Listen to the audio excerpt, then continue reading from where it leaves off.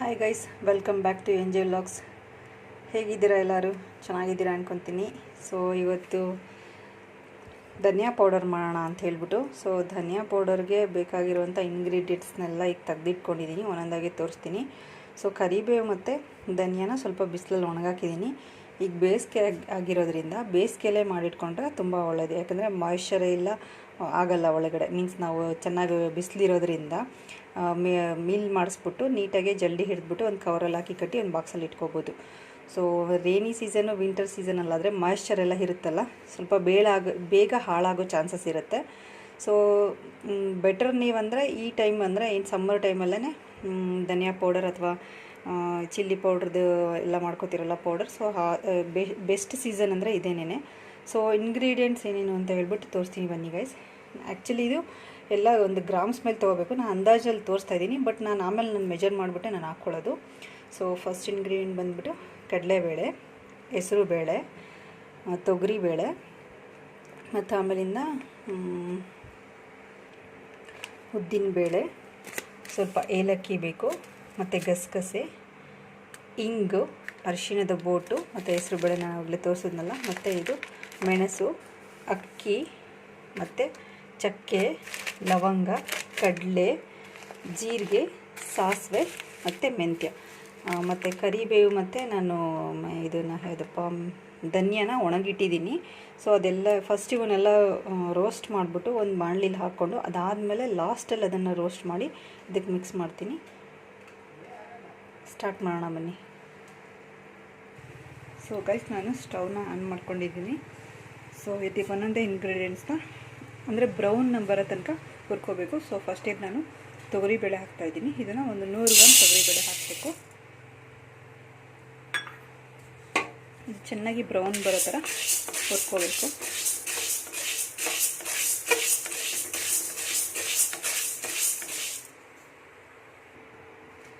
So guys, ಈ ಥರ ಹಿಂಗೆ ಬ್ರೌನ್ ಆಗಿದೆ.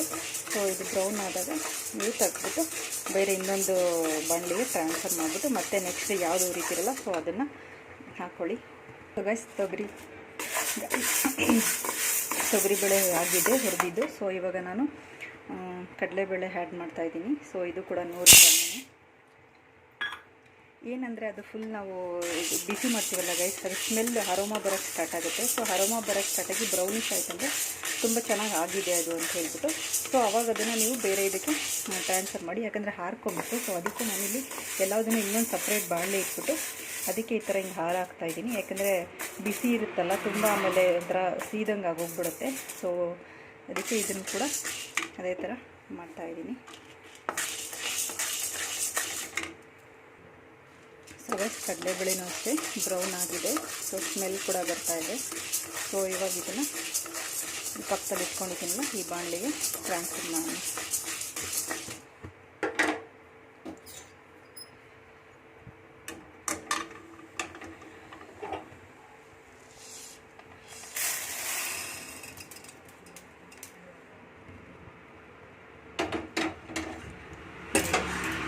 ಈ ಥರ ಬ್ರೌನ್ ಆದರೆ ಸಾಕು.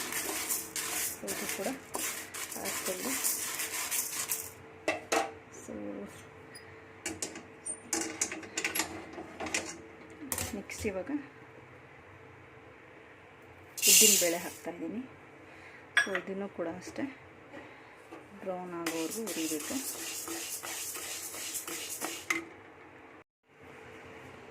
ಸೊ ಗೈಸ್, ಉದ್ದಿನಬೇಳೆನೂ ಅಷ್ಟೇ ಬ್ರೌನ್ ಆಗಿದೆ. ಸೊ ಇದನ್ನು ಕೂಡ ಇದಕ್ಕೆ ಟ್ರಾನ್ಸ್ಫರ್ ಮಾಡ್ಕೊಳ್ಳೋಣ.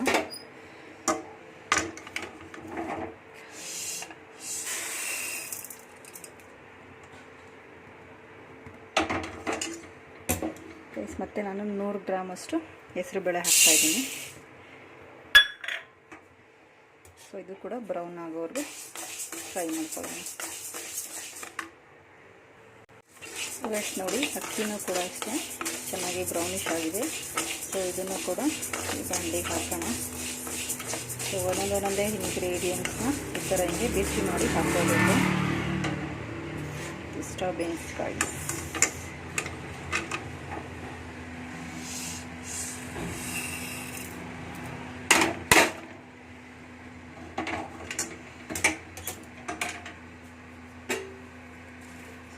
ಮಾಡ್ಕೊಳ್ಳೋಣ.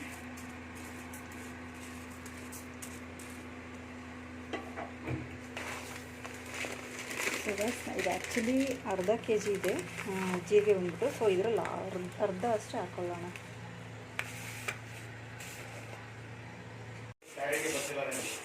ಸೊ ಗೈಸ್, ಜೀರಿಗೆ ಹಾಕಿದ್ದೀನಿ. ಇಲ್ಲಿ ಜೀರಿಗೆ ಕೂಡ ಹುರ್ಕೊತಾ ಇದ್ದೀನಿ. ಇದನ್ನು ಕೂಡ ಫುಲ್ಲು ಬ್ರೌನಿಷ್ ಮಾಡಿಕೊಂಡ್ರೆ ಸಾಕು. ಸ್ಮೆಲ್ ಬಂದರೆ ಸಾಕು ಇದು ಜೀರಿಗೆನೂ ಕೂಡ. ಸೊ ಇದು ಕೂಡ ಹುರ್ಬಿಟ್ಟು ಅದಕ್ಕೆ ಆ್ಯಡ್ ಮಾಡೋಣ. ಸೊ ಗೈಸ್, ನಾನಿಲ್ಲಿ ಒಂದು 50 ಗ್ರಾಮ್ನಷ್ಟು ಸಾಸಿವೆ ಹಾಕ್ಕೊತಾ ಇದ್ದೀನಿ. ಸೊ ಸಾಸಿವೆನೂ ಕೂಡ ಹುರ್ಕೊಂಡು ಇದಕ್ಕೆ ಆ್ಯಡ್ ಮಾಡಬೇಕು.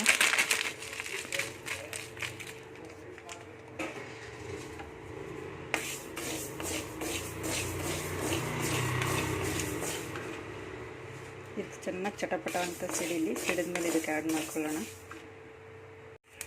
ಸೊ ಗೈಸ್ ನೋಡಿ, ಈ ಥರ ಚಟಪಟ ಸಿಡಿದ್ರೆ ಸಾಕು. ಸೊ ಫ್ರೈ ಆಗಿದೆ. ಇದನ್ನು ಇದರೊಳಗೆ ಆ್ಯಡ್ ಮಾಡ್ಕೊಳ್ಳೋಣ.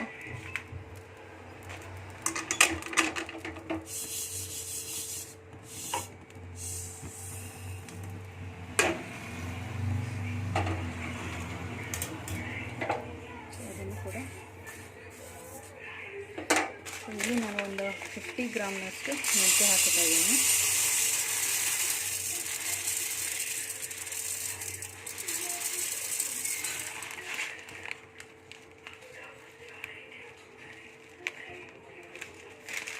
ಸೊ ಇದು ಕೂಡ ಅಷ್ಟೇ ಫುಲ್ ಚಟಪಟ ಅಂತ ಸೇರಿದ್ರೆ ಸಾಕು.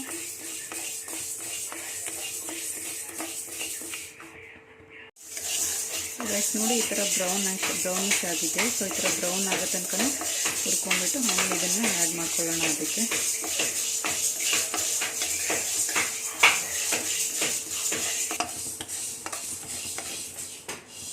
ಸೊ ಗೈಸ್, ಇದಕ್ಕೆ ಆ್ಯಡ್ ಮಾಡ್ಕೊತಾ ಇದ್ದೀನಿ.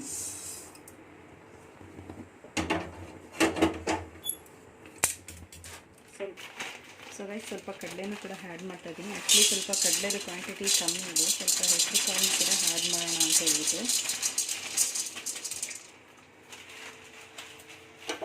ಸೊ ಇದನ್ನು ಕೂಡ ಸ್ವಲ್ಪ ಬಿಸಿ ಮಾಡಿ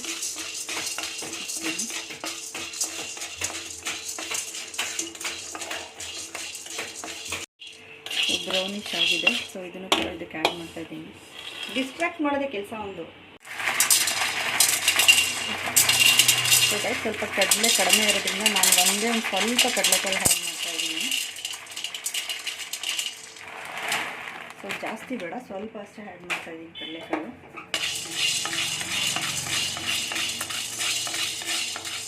ಸೊ ಕಡಲೆದು ಕ್ವಾಂಟಿಟಿ ಕರೆಕ್ಟಾಗಿದ್ದರೆ ಕಡಲೆಕಾಳು ಆ್ಯಡ್ ಮಾಡಬೇಡಿ.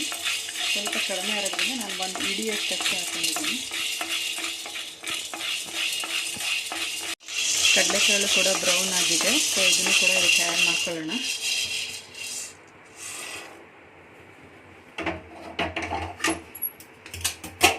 ಸೊ ರೈಸ್, ನಾನಿಲ್ಲಿ ಒಂದು 25 ಅಥವಾ ನೀವು 50 ಗ್ರಾಮ್ನಷ್ಟು ಗಸಗಸೆ ಹಾಕ್ಕೊಳ್ಳಿ. ಸೊ ನಾನಿಲ್ಲಿ ಒಂದು 50 ಗ್ರಾಮ್ನಷ್ಟು ಗಸಗಸೆ ಕೂಡ ಆ್ಯಡ್ ಮಾಡ್ತಾ ಇದ್ದೀನಿ.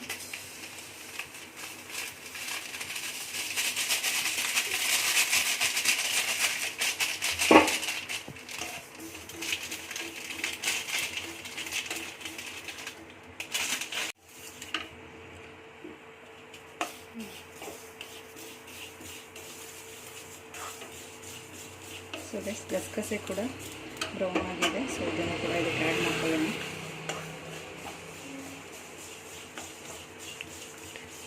ಅರೋಮ ಎಷ್ಟು ಚೆನ್ನಾಗಿ ಬರ್ತಾ ಇದೆ ಗೈಸ್, ಗಸಗಸೆ ಇದು ಸ್ಮೆಲ್ ಚೆನ್ನಾಗಿ ಬರ್ತಾ ಇದೆ.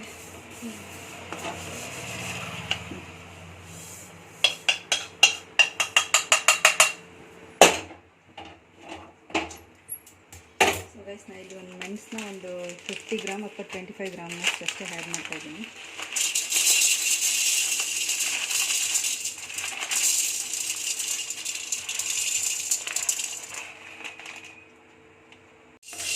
ಗೈಸ್, ಮೆಣಸಿನೂ ಅಷ್ಟೇ ಬ್ರೌನಾಗಿ ಚಟಪಟ ಅಂತ ಸಿಡಿಬೇಕು. ಚಟಪಟ.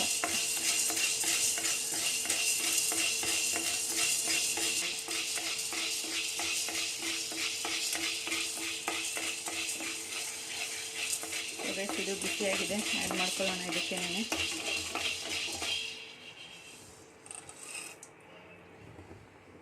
ಸೊ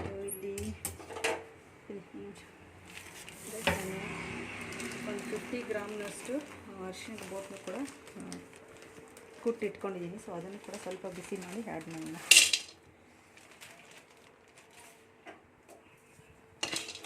ಸ್ವಲ್ಪ ಬಿಸಿ ಆದರೆ ಸಾಕು, ಬಿಸಿಲಲ್ಲಿ ಸ್ವಲ್ಪ ಒಣಗಿಸಿದ್ವಲ್ಲ.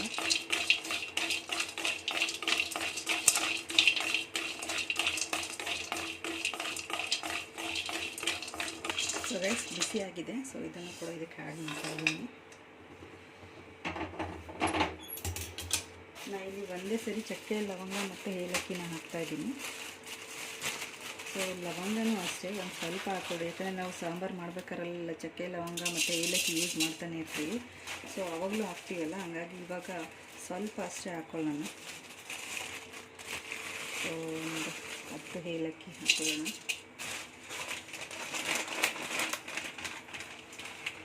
ಚಕ್ಕೆನೂ ಅಷ್ಟೇ. ಇದು ಸ್ವಲ್ಪ ಬಿಸಿ ಮಾಡಿ ಹಾಕೋಣ ರೈಸ್ ಸಾಕು.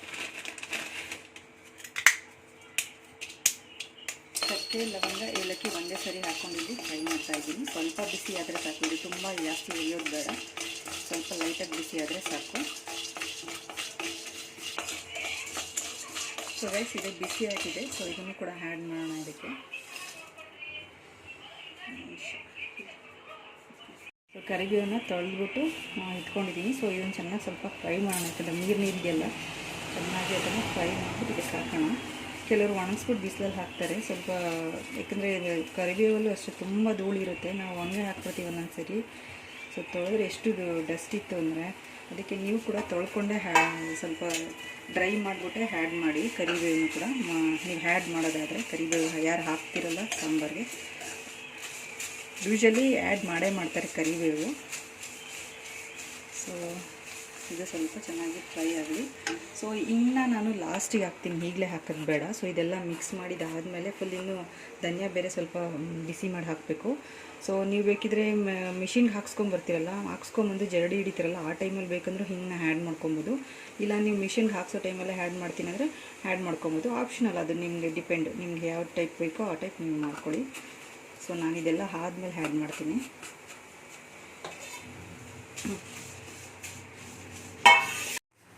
ಕರಿಬೇವು ಕೂಡ ಫ್ರೈ ಮಾಡಿದ್ದೀನಿ. ಸೊ ಅದನ್ನು ಇಲ್ಲಿ ಸ್ವಲ್ಪ ಆರಕ್ಕೆ ಇಡ್ತಾಯಿದ್ದೀನಿ. ಸೊ ಬಿಸಿ ಇದೆ.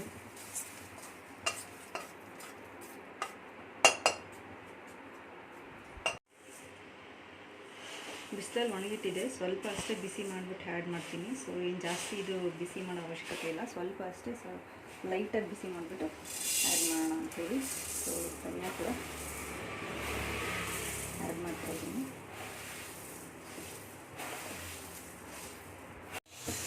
ಸೊ ರೈಸ್ ಲೈಟಾಗಿ ಬಿಸಿಯಾಗಿದೆ. ಸೊ ಅದನ್ನು ಕೂಡ ಇದಕ್ಕೆ ಆ್ಯಡ್ ಮಾಡ್ತಾಯಿದ್ದೀನಿ.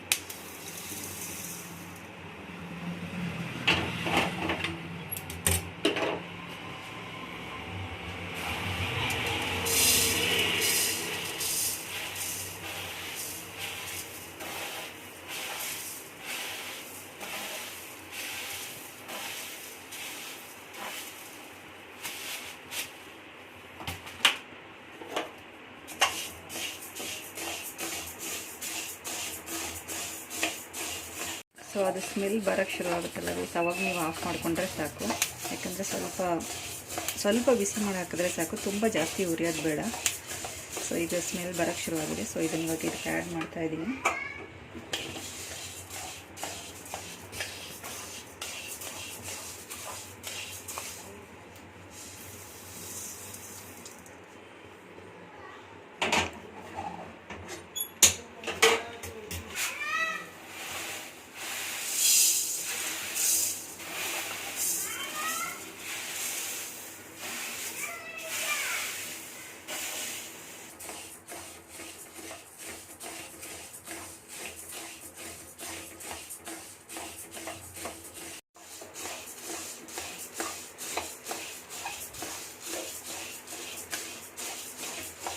ಸೊ ಇಲ್ಲಿ ನಾನು 1 kg ಅಷ್ಟು ಧನಿಯಾ ತೊಗೊಂಡಿದ್ದೀನಿ. ಸೊ ನೀವು ನಿಮ್ಮ ಮನೆಗೆ ಎಷ್ಟು ಕ್ವಾಂಟಿಟಿ ನೀವು ಧನಿಯಾ ತೊಗೋತೀರಲ್ಲ, ಸೊ ಅದ್ರ ಮೇಲೆ ಡಿಪೆಂಡ್ ಮಾಡಿ ನೀವು ಬೇರೆ ಇಂಗ್ರೀಡಿಯೆಂಟ್ಸ್ ಎಲ್ಲ ಆ್ಯಡ್ ಮಾಡಿ.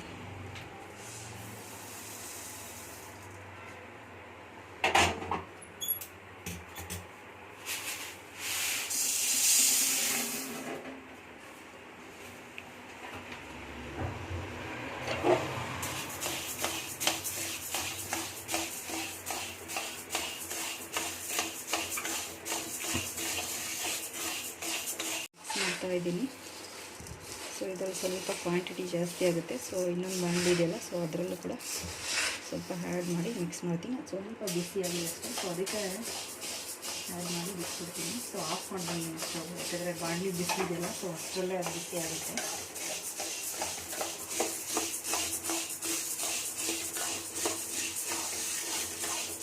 ಸೊ ಸ್ವಲ್ಪ ಇದನ್ನು ಹೀಗೆ ಮಿಕ್ಸ್ ಮಾಡ್ಕೊಂಡು ಅದಕ್ಕೆ ಮಿಕ್ಸ್ ಮಾಡಬೇಡ.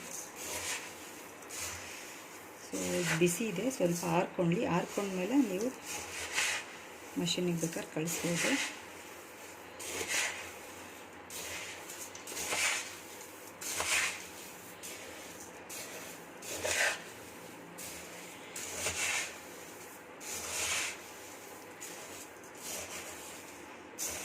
ಎಲ್ಲ ಸ್ಪೈಸಸ್ ಸ್ಮೆಲ್ ತುಂಬ ಚೆನ್ನಾಗಿ ಬರ್ತೈತೆ, ಅರೋಮಾ.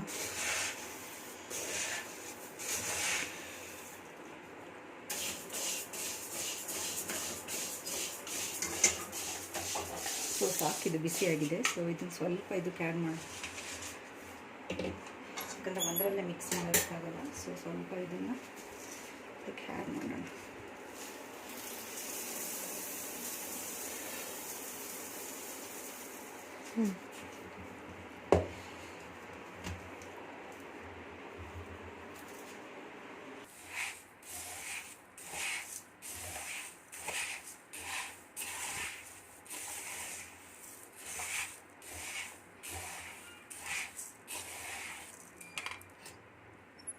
ಸೊ ಇದನ್ನು ಮಿಕ್ಸ್ ಮಾಡೋಣ ಚೆನ್ನಾಗಿ.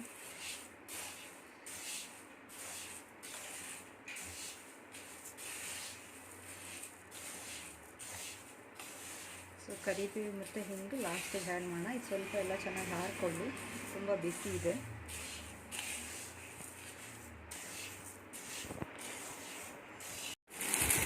ಸ್ವಲ್ಪ ಬಿಸಿಲು ಕೂಡ ಒಣಗಿಟ್ಟಿದೆ ಕರಿಬೇವನ್ನ. ಸೊ ಇವಾಗ ಇದನ್ನು ಇದರೊಳಗೆ ಮಿಕ್ಸ್ ಮಾಡ್ತಾಯಿದ್ದೀನಿ. ಮತ್ತು ಹಿಂಗೆ ಕೂಡ ಅಷ್ಟೇ ಈಗಲೇ ಮಿಕ್ಸ್ ಮಾಡೋಣ ಅಂತ ಹೇಳ್ಬಿಟ್ಟು, ಸೊ ಸ್ವಲ್ಪ ಹಿಂಗೆ ಕೂಡ ಈಗಲೇ ಮಿಕ್ಸ್ ಮಾಡೋಣ. ಆಮೇಲೆ ಬೇಕಂದರೆ ನೀವು ಅಡುಗೆ ಮಾಡಬೇಕಾದ್ರೂ ಬೇಕಾದ್ರೆ ನೀವು ಒಗ್ಗರಣೆಗೆ ಹಿಂಗನ್ನ ಆ್ಯಡ್ ಮಾಡ್ಕೊಬೋದು. ಬಟ್ ನಾನು ಈಗಲೇ ಪೌಡ್ರ್ ಮಾಡಿಸೋಕ್ಕೆ ಅಂತಲೇ ಫಸ್ಟೇ ಮಿಕ್ಸ್ ಮಾಡ್ತಾಯಿದ್ದೀನಿ. ಸೊ ಅದು ಎಲ್ಲದ್ರ ಜೊತೆ ನೀಟಾಗಿ ಮಿಕ್ಸ್ ಆಗಿ ನಾವು ಇದು ಮಿಕ್ಸ್ ಮಾಡಿಸ್ತೀವಲ್ಲ, ಮಿಲ್ಗೆ ಕಳಿಸ್ತೀವಲ್ಲ, ಸೊ ಮಿಲ್ಲಲ್ಲೇ ಎಲ್ಲ ಚೆನ್ನಾಗಿ ಮಿಕ್ಸ್ ಆಗುತ್ತೆ. ಸೊ ಹಾಗಾಗಿ ಇದು ಪೂರ ಎಲ್ಲ ಮಿಕ್ಸ್ ಆಗಿದೆ. ಸೊ ಇದನ್ನೊಂದು ಬಾಕ್ಸಲ್ಲಿ ಹಾಕ್ಬಿಟ್ಟು ಇವಾಗ ಮಷೀನಿಗೆ ಕಳಿಸ್ಬೇಕು. ಸೊ ಕಳಿಸಿದಾದ್ಮೇಲೆ ಪೌಡರ್ ಹೇಗೆ ಆಗಿದೆ ಅಂತ ಹೇಳ್ಬಿಟ್ಟು ಜಲ್ದಿ ಇಟ್ಟು, ಮತ್ತು ಅದು ಸಾಂಬಾರು ಆದಮೇಲೆ ಹೇಳ್ತೀನಿ ಅದು ಹೆಂಗೆ ಟೇಸ್ಟ್ ಆಗಿದೆ ಅಂತ ಹೇಳ್ಬಿಟ್ಟು. ಸೊ ನೀವು ಕೂಡ ಸಾಂಬಾರು ಪೌಡ್ರನ್ನ ಮನೇಲೇ ಟ್ರೈ ಮಾಡಿಬಿಟ್ಟು ಸೊ ಹೇಗಾಗಿದೆ ಅಂತ ಹೇಳ್ಬಿಟ್ಟು ಕಮೆಂಟಲ್ಲಿ ಹೇಳಿ. ಸೊ ಗೈಸ್, ಲೆಂದಿ ಆಗುತ್ತೆ ವಿಡಿಯೋ ಅಂತ ಹೇಳ್ಬಿಟ್ಟು ಸೊ ಇದನ್ನು ನಾನು ಮಿಷನ್ಗೆ ಕಳಿಸ್ಬಿಟ್ಟು ಅದನ್ನು ಜಡಿ ಇಟ್ಬಿಟ್ಟು ಈ ಥರ ಹಿಂಗೆ ಒಂದು ಕವರಲ್ಲಿ ಹಾಕಿ ಕಟ್ಟಿಟ್ಬಿಟ್ಟು ನಾನು ಈ ಥರ ಒಂದು ಬಾಕ್ಸಲ್ಲಿ ಹಾಕಿಡ್ತೀನಿ. ಸೊ ಕವರಲ್ಲಿ ಹಾಕಿಡೋದ್ರಿಂದ ಹುಳ ಎಲ್ಲ ಬೀಳಲ್ಲ. ಸೊ ಹಂಗಾಗಿ ಲೆಂದಿ ಆಗುತ್ತೆ ವಿಡಿಯೋ ಅಂತ ಹೇಳ್ಬಿಟ್ಟು ಸೊ ನಾನು ಅದು ಫುಲ್ಲಾಗಿ ಜಡಿ ಮಾಡೋದೆಲ್ಲ ಪ್ರೋಸೆಸ್ ಎಲ್ಲ ಏನು ತೋರಿಸಿಲ್ಲ ವಿಡಿಯೋದಲ್ಲಿ. ಸೊ ನೀವು ಕೂಡ ಈ ಥರ ಹಿಂಗೆ ಮಾಡಿಬಿಟ್ಟು ಜಡಿ ಮಾಡಿಸ್ಕೊಂಬಂದು ಈ ಥರ ಒಂದು ಕವರಲ್ಲಿ ಹಾಕಿ ಈ ಥರ ಹಿಂಗೆ ಟೈಟಾಗಿ ಕಟ್ಟಿ ಇಟ್ಬಿಟ್ಟು ಒಂದು ಬಾಕ್ಸಲ್ಲಿ ಹಾಕಿಟ್ರೆ ನೀವು ಯಾವಾಗ ಬೇಕಾಗುತ್ತಲ್ಲ, ಸೊ ಅವಾಗ ಒಂದು ಸಣ್ಣದ ಬಾಕ್ಸ್ ಮಾಡಿ ಇಟ್ಕೊಂಡು ಅದರೊಳಗಡೆ ನೀವು ಬೇಕಾದ್ರೆ ಸ್ವಲ್ಪ ಸ್ಟೋರ್ ಮಾಡ್ಕೊಬೋದು. ಸೊ ನಾನೊಂದು ಮೀಡಿಯಮ್ ಸೈಜ್ ಒಂದು ಬಾಕ್ಸ್ ಇದೆ. ಸೊ ಅದರಲ್ಲಿ ಸ್ಟೋರ್ ಮಾಡ್ತೀನಿ. ಸೊ ಇನ್ನು ಉಳ್ಕಿದ್ದೆಲ್ಲನೂ ಈ ಥರ ಹಿಂಗೆ ಕ್ಯಾರಿ ಬ್ಯಾಗಲ್ಲಿ ಕಟ್ಬಿಟ್ಟು ಈ ಥರ ಹಿಂಗೆ ದೊಡ್ಡ ಬಾಕ್ಸಲ್ಲಿ ಹಾಕಿಟ್ಟಿರ್ತೀನಿ. ಯಾವಾಗ ಖಾಲಿ ಆಗುತ್ತಲ್ಲ ಅವಾಗ ಓಪನ್ ಮಾಡಿಬಿಟ್ಟು ನಾನು ಅದರೊಳಗಡೆ ಸ್ಟೋರ್ ಮಾಡ್ಕೊತೀನಿ.